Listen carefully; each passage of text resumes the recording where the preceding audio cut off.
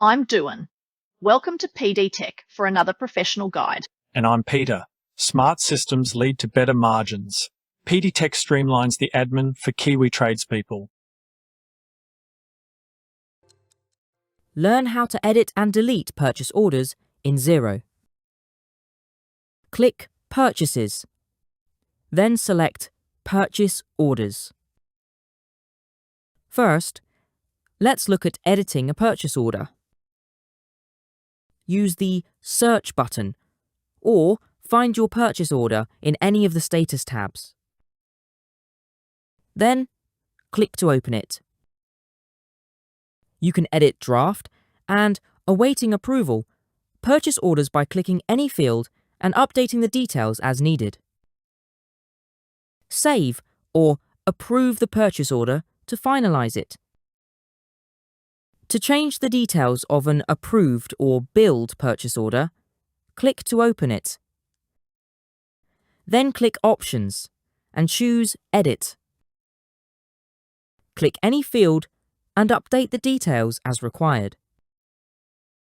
For example, update the account you've used to categorize the item line. Then click Update to save the changes. Now, let's look at deleting purchase orders. You can delete multiple draft or awaiting approval purchase orders at the same time.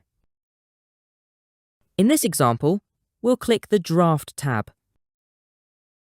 Select the checkbox for each purchase order. Then, click Delete and then OK to confirm. Unlike draft and awaiting approval purchase orders, you must delete approved and billed purchase orders individually. In this example, we'll click the Approve tab. Click the purchase order you want to delete. Then, click Options and choose Delete. Click OK to confirm. Deleting purchase orders is permanent, but you can still see them in Xero and copy them to a new purchase order, if needed. Click the All tab. You'll see the full list of purchase orders, including any you've deleted.